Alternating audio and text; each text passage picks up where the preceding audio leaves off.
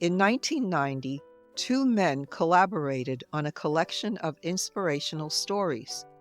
They were sure they had a winner, but in the first month alone, 33 New York publishers turned them down. No one buys short stories, they were told, and your title stinks. Even their agent dropped them, yet they refused to give up. But after 140 rejections, they seemed to be up against a brick wall. No one wanted what they had to offer. Not good. At one time or another, we all face obstacles, setbacks, and failures. Whenever we make changes in our life or embark on a new venture, we meet resistance from outside sources and from within ourselves. Friends and family may question our goals, or maybe we are inwardly fearful of what lies ahead. Random events beyond our control can also disrupt our plans. Confidence fails. Doubt and discouragement replace our initial feelings of hope and excitement. But obstacles are a natural part of progress. If we realize this from the beginning, we can gain insight into the possible causes and learn from our experiences. We can find the courage to press on instead of giving up. Your perceptions. Events in themselves are not necessarily good or bad. It's our perception of the situation that labels it, our reaction to it that determines the ultimate effect it will have on our life. In the words of Winston Churchill, the pessimist sees the difficulty in every opportunity. The optimist sees the opportunity in every difficulty. When our plans go awry, the human tendency is to react with fear, despair, or anger. We're angry with ourselves for our perceived failure, with other people for getting in our way, or with God for letting us down. But doors are opening even while we think everything is hopeless. Changes are occurring during even the darkest times. We cannot see this because our earthly perspective is limited to our present circumstances. It's only in hindsight that we understand how each piece in the puzzle of our lives is essential to the entire picture. Your attitude. The late comedian Flip Wilson had a character named Geraldine who used to flaunt her charms with the announcement, "What you see is what you get." Similarly, what we see when we envision our future is often what we get. Lacking self-confidence, doubting God's care, and obsessing about everything that could go wrong sets us up for failure. Equally impractical is the blind optimism that stubbornly clings to unreasonable goals and pie-in-the-sky dreams. People with a well-balanced attitude set realistic goals and focus on success while still leaving the door open to God's surprises. They're confident that nothing happens that God cannot use for good. They know they are guided, even when they can't see the road ahead or feel God's presence. Make room for Abba. Jesus referred to God as Abba, which translates into Daddy. If we think of God as our loving Father, Daddy, it stands to reason that He would want only the best for us. Set goals and make plans, but leave them open-ended. Remember, God might have an even better idea, so stay open to it. During His Sermon on the Mount, Jesus told the crowd, "Which of you, if your son asks for bread, will give him a stone? Or if he asks for a fish, will give him a snake? If you, then, though you are evil, know how to give good gifts to your children, how much more will your Father in heaven give good gifts to those who ask Him?" Matthew 7, verses 9 through 11. If God is our loving Daddy, we can trust that He will give us the very best. Every one of us has experienced frustrating times when, despite all our efforts, nothing moves forward. You leave voicemail messages, send emails, texts, post something important on social media, etc., but no one responds. You launch a new venture, but the people you counted on to support it are strangely absent, whether through thoughtlessness, self-absorption, or because they're dealing with personal problems. Your new business seemed off to a great start, but now the phone is silent and no one seems to know you exist. Just as you seem to be advancing toward a goal, you're hit with illness, a family crisis, or financial problems, and all progress comes to a screeching halt. Reflecting on the following 10 questions can help you gain a clearer perspective on your situation and turn your setback into success. 1. Am I on the right path? If a goal is unrealistic, incompatible with your soul's deeper purpose, your talents and abilities, or potentially harmful to you or others, the obstacles you encounter might be a way of detouring you to another, better goal. Consider constructive criticism and feedback about your goals from people whose judgment you trust. Don't seek the opinion of people who might be envious and not want to see you succeed, because they will only discourage you, undermine your confidence, and give you false advice. Conversely, people too close to you might not want to rain on your parade, or their feelings for you might cloud their own judgment. But an honest and objective third party might see things you're missing because you're too emotionally involved. 2. Am I using the right tactics? Sometimes the goal is appropriate, but the approach is wrong. If you consistently meet with opposition and failure, it could mean a change in strategy is necessary. Brainstorm to see how many new tactics you can come up with, and then begin to implement them one by one until you hit the right formula. I've got a solution. Look to the example of others who have accomplished what you want to do, and try to emulate their process to the best of your ability. 3. Is my timing off? The worthiest goals and the cleverest strategy will not succeed if the timing is wrong.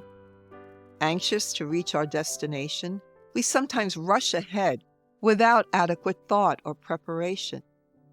When plans stagnate, it's tempting to try to force results before the time is right, often with disastrous consequences. I have committed some of my worst mistakes when I tried to make something happen that wasn't ready or able to happen yet. If you've given something your best effort, but still encounter a setback, if it seems as though everywhere you turn you come up against a brick wall with no discernible way out, a waiting period might be necessary to allow the right people and circumstances into your life to help you achieve your goal when the time is right. 4. What motivates me? Selfishness, greed, revenge, jealousy, egotism, or a desire for excessive power can spoil even the most worthy goals. Obstacles and setbacks can force us to examine our motives and determine whether they conform to the highest standards. When we have the wrong motives, even if we succeed, we may destroy relationships, hurt other people, and even jeopardize our own soul in the process. As a result, although we might achieve our goal, we ultimately will not feel fulfilled. 5. Do I need more education, expertise, or experience? If you are unable to compete successfully in your field of endeavor, it might mean you need to sharpen your skills, increase your knowledge, or obtain more practical experience before you can attain your goal. Take classes or find a mentor or role model who is successful in the field you're pursuing to help you. Read books by and about people who have done what you would like to do. Search the internet for articles, webinars, podcasts, and videos that will give you more information. It's amazing how many people will launch themselves toward a goal about which they know nothing and have never even bothered to do any research. Adopt as your motto the old saying, knowledge is power. 6. Is this setback necessary for my personal and spiritual growth? Obstacles, failure, and stagnation are not only inevitable, but essential to the soul's development. Growth occurs by overcoming obstacles, not by sailing through life without challenges. No creature is capable of constant productivity. God uses our dormant times to nourish us on a deep level, enabling us to draw upon new sources of strength and ability. The Roman poet Horace said, "Adversity has the effect of eliciting talent, which in prosperous circumstances would have lain dormant." 7. Am I encountering resistance because I'm undertaking something important? It's a known fact that often, when we are about to embark on an endeavor that will do a lot of good and help a lot of people, we will encounter obstacles and misfortune at the beginning and also at various points along the way.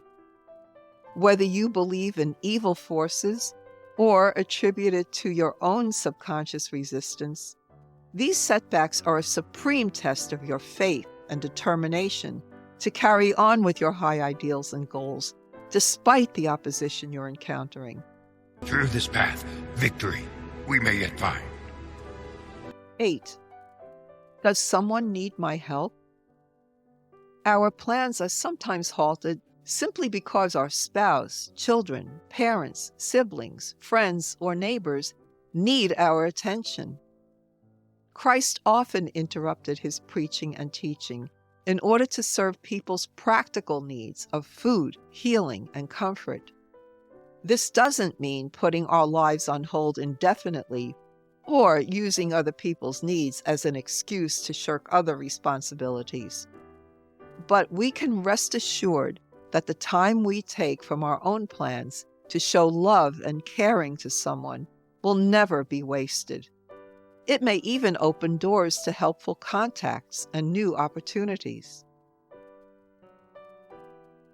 9. Do I need more trust, detachment, or acceptance? Having initiative and determination to make our dreams come true is essential, but we also need the detachment and discernment to know when to let go. All situations, whether perceived as good or bad, are temporary. When we trust God, we know that if we don't get what we want, it's because God wants to give us something better. God is not the denier of good things, but the source of them. When you call me, when you pray to me, I will listen to you.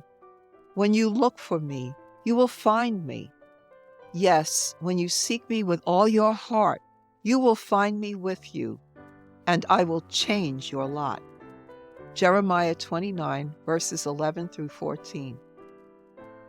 10. Is the effort more important than the result? There's a saying, some goals are so worthy, it's glorious even to fail. The growth we achieve through our efforts will benefit us regardless of the visible outcome. Whenever you experience failure or frustration, remember that everyone who has ever done anything worthwhile has met with obstacles. I am not discouraged, said Thomas Edison, because every wrong attempt discarded is another step forward. Edison's teachers thought he was stupid, and he was fired from his first 2 jobs. Edison conducted hundreds, even thousands, of failed experiments before successfully inventing the light bulb. One of my favorite creative people, Walt Disney, was fired in 1919 from a job at a newspaper because the editor said he lacked imagination and had no good ideas. Oh yeah, If you're wondering whatever happened to our writer friends who couldn't sell their stories, they finally found a small publishing house on the verge of bankruptcy that was willing to take a chance on their book.